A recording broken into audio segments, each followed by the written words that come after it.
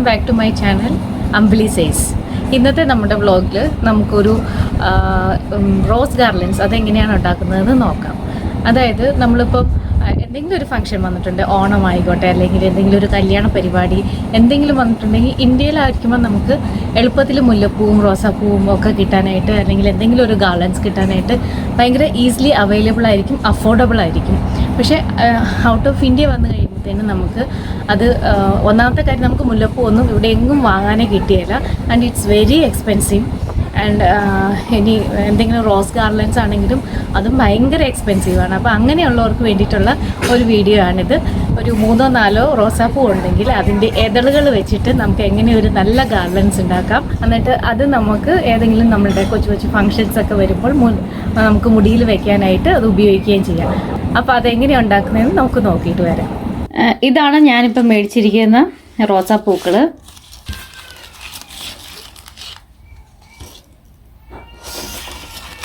ഇവിടെ നമുക്ക് മേടിക്കുമ്പം ഇങ്ങനെ ഇതുപോലെ ഒരു വെള്ളത്തിൻ്റെ ഒരു ചെറിയ കുപ്പിയുടെ അകത്ത് അവർ വെച്ച് തരും. അത് കുറച്ച് നേരം കൂടി നമ്മൾ വീട്ടിൽ കൊണ്ടുവരുമ്പോൾ അല്ലെങ്കിൽ വീട്ടിൽ കുറച്ച് നേരം വെക്കുന്ന സമയം കൂടി അത്രയും നേരം കൂടി ഫ്രഷ് ആയിട്ടിരിക്കാൻ വേണ്ടിയിട്ടാണ്.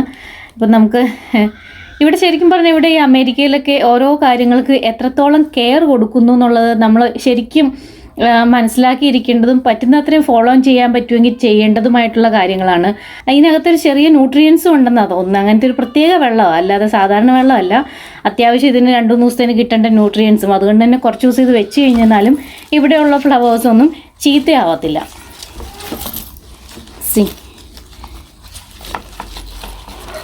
എത്ര വലിയ ഫ്ലവറാണ് നോക്ക്.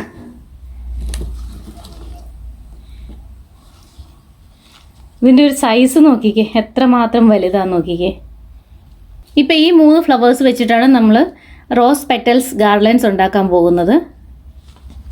ഇതിലും കൂടുതൽ ഫ്ലവർ ഉണ്ടെങ്കിൽ ഒന്നുകൂടെ നല്ല തിക്കായിട്ട് നന്നായിട്ട് വരും. ഇപ്പോൾ ഈ 3 എണ്ണത്തിന് തന്നെ എനിക്ക് $10 കൊടുക്കേണ്ട വന്നു. അപ്പോൾ ഞാൻ അത് കാരണം 3 എണ്ണത്തിൽ നിർത്തി.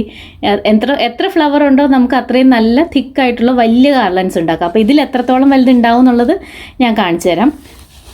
അപ്പം നമുക്ക് നമ്മുടെ ഗാർലൻഡ്സ് ഉണ്ടാക്കാനായിട്ട് സ്റ്റാർട്ട് ചെയ്യാം. ഓക്കെ, ഇതിപ്പോൾ ഞാൻ ഇതിൻ്റെ ആദ്യം തന്നെ ഇവിടെ വെച്ചിട്ട് ഈ ഫ്ലവർ അങ്ങ് കട്ട് ചെയ്തിട്ടെടുക്കാം. അപ്പോൾ ഈ ഒരു ഫ്ലവർ എടുത്തു. എന്നിട്ട് നമുക്കിതിൻ്റെ പെറ്റൽസ് വേണം. അതായത് അതുകൊണ്ടാണല്ലോ ഉണ്ടാക്കുന്നത്. അപ്പോൾ നമ്മളിങ്ങനെ പതിയെ ഇതിനെ ഇങ്ങനെ പിടിച്ചിട്ട് പതിയെ ഇങ്ങനെ പിടിച്ചിട്ട് ഈ സൈഡിൽ നിന്നും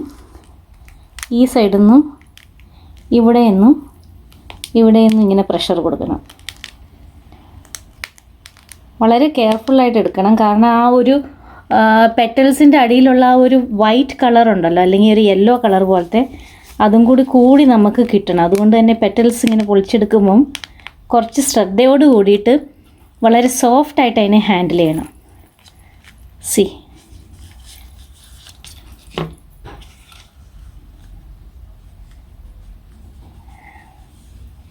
ഏതെങ്കിലും ഡാമേജ്ഡ് ആയിട്ടുള്ള പെറ്റൽസ് ഒക്കെ ഉണ്ട്, ഡ്രൈഡ് ആയിട്ടുള്ളതുണ്ടെങ്കിൽ അത് നമ്മൾ ഗാർലൻഡ്സ് ഉണ്ടാക്കുമ്പോൾ അതിനകത്തേക്ക് ഉപയോഗിക്കില്ല. അപ്പോൾ ഒരേപോലത്തെ തന്നെ പെറ്റൽസ് സൈസ് വരുവാണെങ്കിൽ അതായിരിക്കും ഏറ്റവും നല്ലത്.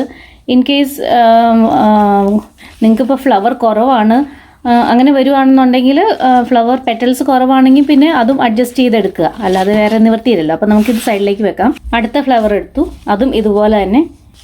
എന്തൊരു നല്ല കളറാണല്ലേ. അപ്പോൾ നമുക്ക് ഇത്രയും പെറ്റൽസ് ഉണ്ട് നമ്മളുടെ കയ്യിൽ. ഈ വളരെ ചെറുതായിട്ടുള്ളതുണ്ടല്ലോ, ഇത് കുറച്ച് മാറ്റി വയ്ക്കാം. നമുക്ക് ഒരുപാട് ചെറുതായിട്ടുള്ള സൈസ് വരുവാണെങ്കിൽ മറ്റുള്ള പെറ്റൽസുമായിട്ട് കമ്പയർ ചെയ്യുമ്പോൾ ഒരുപാട് സൈസ് ചെറുതാണെന്നുണ്ടെങ്കിൽ അത് ഉപയോഗിക്കാതിരിക്കുന്നതായിരിക്കും നല്ലത്. ഇതൊക്കെ നമുക്ക് മാറ്റിക്കളയാം. ഇനി നമുക്ക് ഇങ്ങനെ ഒരു സൂചിയിൽ നൂല് കോർത്തിട്ടെടുക്കണം. എന്നിട്ട് ഫസ്റ്റ് തിങ് ഒരു പെറ്റൽ എടുക്കുക. ഒരു പെറ്റൽ എടുത്തതിന് ശേഷം ആ പെറ്റലിനെ ഒന്നിങ്ങനെ ഫോൾഡ് ചെയ്യണം. അതിന് ശേഷം ഈ സൈഡിലേക്ക് ഔട്ടർ ഫോൾഡ് ഉണ്ടല്ലോ, അത് മറ്റേ സൈഡിലേക്ക് ഫോൾഡ് ചെയ്തിട്ട് ഇത് ഇപ്പുറത്തേക്ക് ഫോൾഡ് ചെയ്തെടുക്കണം. കണ്ടോ?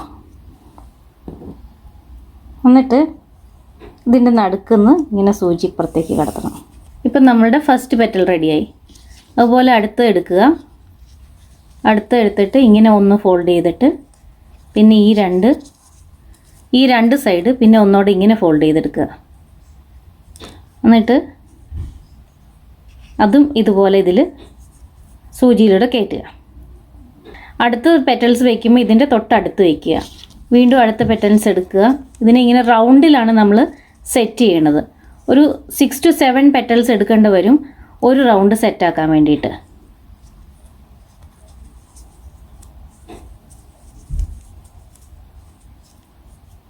ഇത് മൂന്നാമത്തെ റൗണ്ടായി, മൂന്നാമത്തെ പെറ്റൽസായി.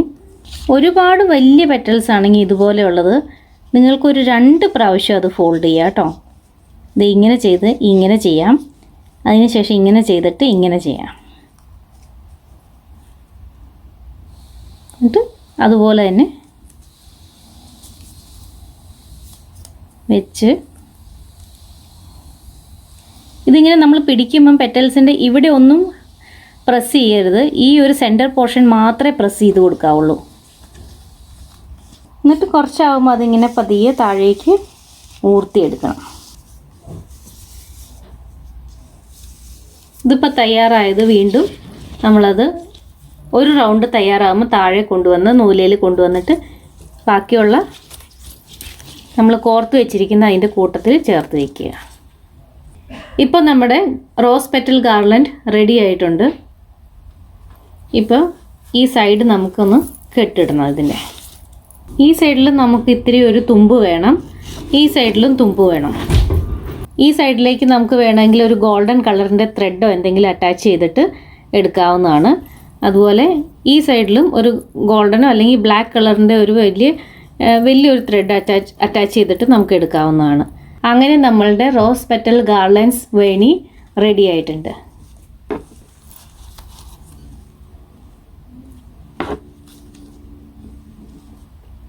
നമുക്ക് വേണമെങ്കിൽ ഇങ്ങനെ മുടിയുടെ താഴെ നിന്ന് ഇങ്ങനെ സെറ്റ് ചെയ്യാം, അതല്ലെങ്കിൽ മുടിയുടെ മുകളിൽ നിന്ന് ഇങ്ങനെ സെറ്റ് ചെയ്ത് കൊടുക്കണമെങ്കിൽ ബൺ ചെയ്തിട്ട് ഇങ്ങനെ വേണമെങ്കിൽ സെറ്റ് ചെയ്യാം. അപ്പോൾ നിങ്ങൾക്ക് ഈ വീഡിയോ ഇഷ്ടപ്പെട്ടു എന്ന് വിചാരിക്കുന്നു. Next time see you with another video. എൻ്റെ ഈ വീഡിയോ ഇഷ്ടപ്പെട്ടിട്ടുണ്ടെങ്കിൽ ചാനൽ സബ്സ്ക്രൈബ് ചെയ്യുക. അടുത്തുള്ള ബെൽ ബട്ടൺ കൂടി അമർത്തിയാലേ ഞാൻ അപ്ലോഡ് ചെയ്യുന്ന എല്ലാ വീഡിയോസിൻ്റെയും നോട്ടിഫിക്കേഷൻ നിങ്ങൾക്ക് കിട്ടുകയുള്ളൂ.